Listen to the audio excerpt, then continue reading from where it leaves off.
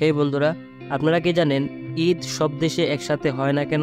আপনারা কি এটা জানেন কেন সৌদি আরব সবসময় একদিন আগে ঈদ পালন করে থাকে?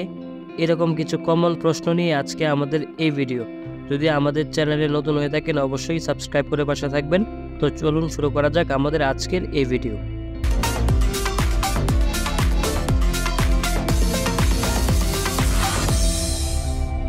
স্বাভাবিকভাবে সৌদি আরব কিংবা মধ্যপ্রাচ্যের বিভিন্ন দেশে একদিন আগে ঈদ হয় না, ঈদের দিনই ঈদ হয়। প্রথমে 2019 সালে ঘটে যাওয়া ঘটনাটি মনে করে দিতে চাই। তারাবির নামাজ পড়ার পর যখন জানা গেল আগামীকাল ঈদ, এ নিয়ে তখন সারা দেশে তোলপাড়। যখন প্রথমে রোজার ঘোষণা দেওয়া হলো তখনই নানানজনের কাছ থেকে নানা মত বেশি আসতে থাকলো। কারো কারো মত ছিল খুবই যৌক্তিক, যেমন যদি কালকে আসলেই ঈদ হয় তবে আমরা যে রোজা রাখি তাহলে তো আমরা হারাম কাজ করলাম, কারণ ঈদের দিন তো রোজা রাখা হারাম।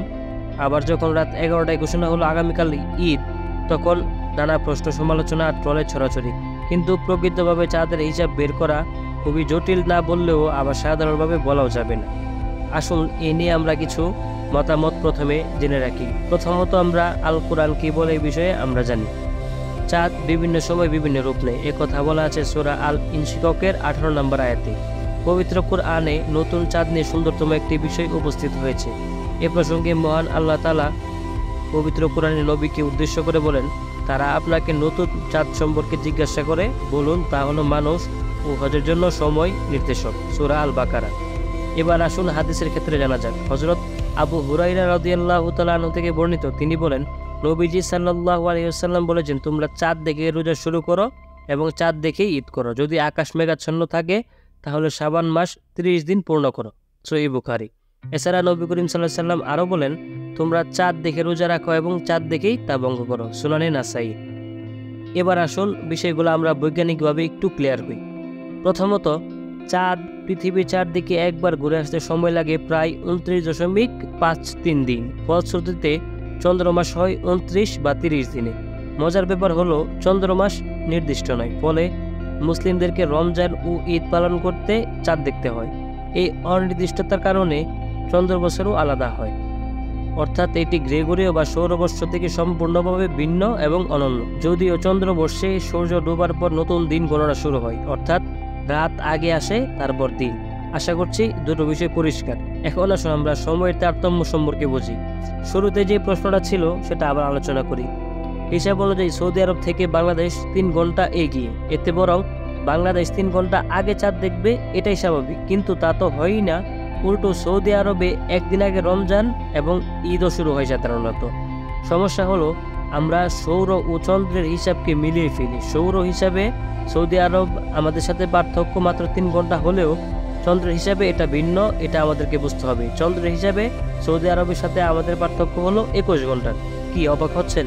অবাক হওয়ারই কথা। কিভাবে এটা হলো বুঝতে পারছেন না নিশ্চয়ই। চলুন বিষয়টা আরও গভীরভাবে জানি।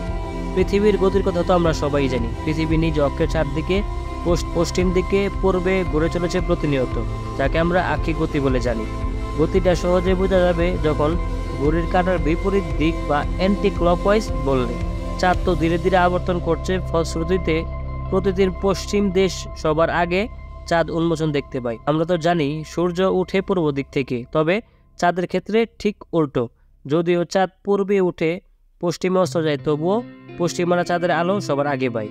কোনো এক দেশে চাঁদ দেখা গেলেও অন্য দেশে দেখা যেতে পারে দেরি করে, কেননা খালি চোখে চাঁদকে দেখতে হলে চন্দ্র আর সূর্যের মাঝে 10.5 ডিগ্রি কোণ থাকতেই হবে, এবং যে পরিমাণ দূরত্ব অর্জন করলে এই কোণ তৈরি হবে সেই পরিমাণ যেতে চাঁদের 17 ঘন্টা থেকে 24 ঘন্টা পর্যন্ত লেগে যায়। এই কারণেই আজ আমেরিকাতে চাঁদ দেখা গেলেই যে বাংলাদেশে দেখা যাবে সেটা ভুল ধারণা। যতক্ষণ না পর্যন্ত কোণ অর্থাৎ 10.5 ডিগ্রি অর্জন না হয় ততক্ষণ পর্যন্ত চাঁদ দেখা যাবে না। একই বিষয় সৌদি আরব ও বাংলাদেশের ক্ষেত্রেও। এই সংকট কোণকে এলাংগেশন বলা হয়। তাই চাঁদের বয়স কত সেটা আদৌ আসল কথা নয়, সে কোণ হয়েছে কিনা সেটার উপর নির্ভর করে চাঁদ দেখা যাবে কিনা। ফলে আমরা সৌদি আরব থেকে 3 ঘন্টা সূর্যের হিসাব এগিয়ে থাকলেও চাঁদের হিসাবে আমরা 21 ঘন্টা পিছিয়ে আছি। 21 ঘন্টা প্রায় একদিনের কাছাকাছি। সেই জন্যই সৌর বছরের হিসাবে আমরা একদিন পরে চাঁদ দেখি, তবে চন্দ্র বছরের কথা বললে আমরা সবাই একই দিনেই সব করি।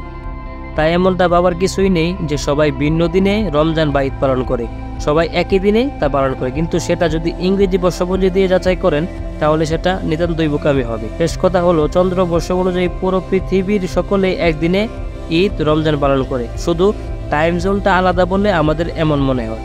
আশা করি বিষয়টা আপনাদেরকে বোঝাতে পেরেছি। আজকের এই ভিডিওটি এই পর্যন্তই। কেমন লাগলো অবশ্যই কমেন্টস করে জানাবেন। সকলে ভালো থাকবেন, সুস্থ থাকবেন। আল্লাহ হাফেজ।